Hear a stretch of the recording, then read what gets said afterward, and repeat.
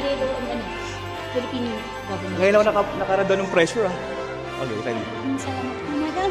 Maraming salamat din. Kita-kita tayo bukas dito sa Good Shepherd Parish.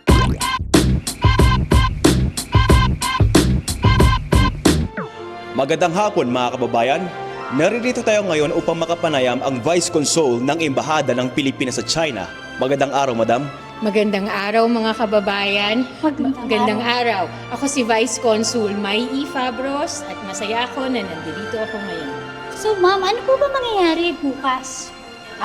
Bukas ay gaganapin ang ating kamustahan sa Mongolia kasama ang ating Consul General na si Arnel G. Talisayon.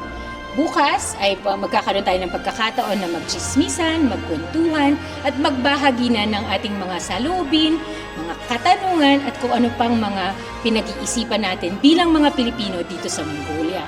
Meron din pagkakataon ang mga Pilipinong dadalo bukas ng alauna dito sa Good Shepherd Parish para magrehistro sa darating na eleksyon sa 2025. Kaya bitbitin na ninyo ang inyong Philippine government-issued identification cards para makapagrehistro kayo. At Madam, ano po ba ang kahalagahan ng event na ito? Mahalaga yan.